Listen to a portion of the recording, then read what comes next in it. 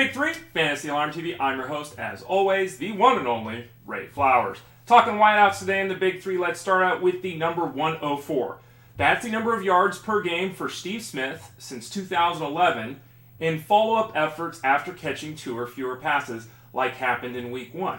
Is he going to go for 100 yards this week in Week 2 after that entire offense of the Ravens was shut down by the Broncos in Week 1? They're going up against the Raiders in Week 2, a much better matchup. Obviously, it's a much better matchup. Joe Flacco has talked all week about having to stretch the field a little bit.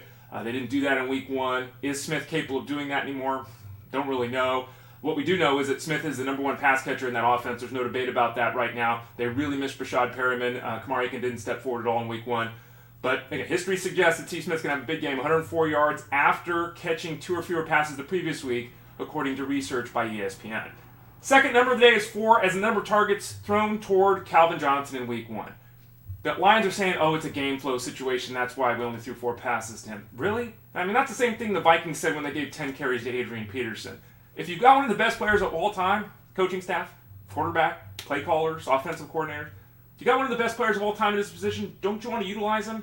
Calvin Johnson averaged 86 yards a game for his career.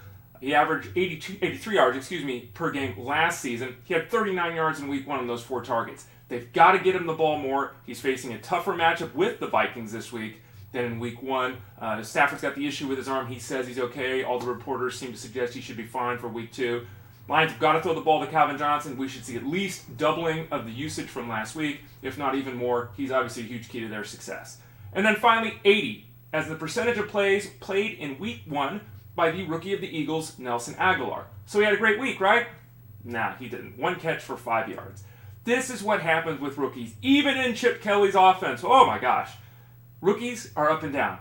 We saw last year all of these rookies like Odell Beckham, Kelvin Benjamin, Mike Evans, all these rookie wide receivers have phenomenal seasons, and people expect that now to be the norm. Historically speaking, it just isn't. Even in the Eagles offense, with all of these plays that were called in Week 1, 50-plus passes for Sam Bradford, 1 catch for 5 yards for Agholor. Against Dallas, you can't figure the team is going to throw as many passes this week. It's not really a recipe for success long term. Agholor very easily could grow into a role as the season wears on. In the second half, he might even be a good fantasy option. But for now, the rookie is not someone you can trust at all. The lack of even looks in Week 1 is very concerning for his redraft value. Don't have him active. If you want to hold him, that's okay. But Week 2 is a big, big test for Mr. Agholor and the Eagles.